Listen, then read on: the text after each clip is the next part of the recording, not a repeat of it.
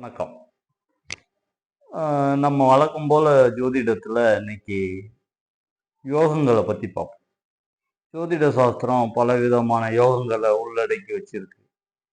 இதுல அந்த யோகங்கள் நடக்கிற வயது, அந்த யோக தசை நடக்கிற வயது, இதெல்லாம் வச்சுதான் ஒரு ஜாதகனாகட்டும், ஜாதகியாகட்டும் அவங்களோட முன்னேற்றங்கள் வந்து கரெக்டான ஒரு நிலையில ஏற்படும். அந்த யோகம் செயல்பட ஆரம்பிச்சிச்சுன்னா அவங்க எதுக்குமே பயப்படணுங்கிற அவசியமே இல்லை. அவங்கள தானா கையை பிடிச்சி அழைச்சிட்டு போய் நிப்பாட்டிடும். எங்க போய் நிப்பாட்டணுமோ அங்க நிப்பாட்டிடும். அது வெற்றியா இருந்தாலும் சரி, தோல்வியா இருந்தாலும் சரி. யோகம் யோக பங்கம். யோகமா இருந்து வேலை செஞ்சதுன்னா அது அவங்க நல்லது செய்யும். அதே பங்கம் ஆயிடுச்சுன்னா அது அவங்களுக்கு கெடுதலா செஞ்சு விட்டுரும். அதான் அதனோட அமைப்பு இல்லைங்களா? அந்த வகையில நம்ம இன்னைக்கு ருச்ச யோகம்ன்ற ஒரு அமைப்பை பத்தி பார்ப்போம். இது எப்படின்னா, லக்னம் அல்லது சந்திரம்.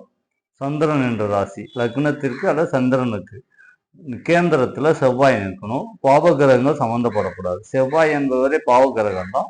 ஸோ அவரு மட்டும்தான் நிற்கணும். வேற எந்த கிரகமும் அதை பார்க்கக்கூடாது. அப்படி பார்க்காம இருக்கிற பட்சத்துல அவங்களுக்கு அது ருச்ச யோகம்ன்ற அமைப்பு ஏற்படும்.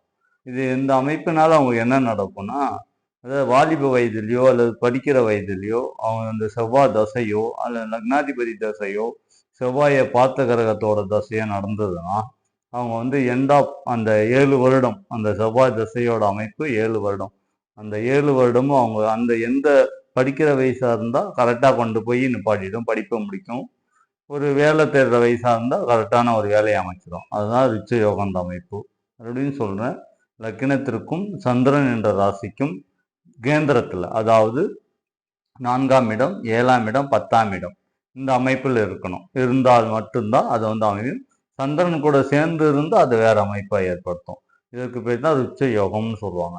ருச்ச யோக பங்கம்னா அந்த செவ்வாயை பாவ கிரகங்கள் பார்ப்பது அல்லது சேர்ந்து இருப்பது. செவ்வாய் கூட சனி சேர்ந்தாலோ ராகு கேது சேர்ந்தாலோ அது பங்கத்தை ஏற்படுத்திடும். சுபகிரகன்ற சுக்கிரனும் குருவும் சேர்ந்தாலோ பார்த்தாலோ அது வேற அமைப்பை ஏற்படுத்தும். அந்த வேற ஒரு ஆக்டிவ் அது ஏற்படுத்தும். இதுதான் இந்த ருச்ச யோகத்தின் அமைப்பு. மீண்டும் நம்ம நாளைக்கு அடுத்த யோகத்தை பற்றி பார்க்கலாம். நன்றி, வணக்கம்.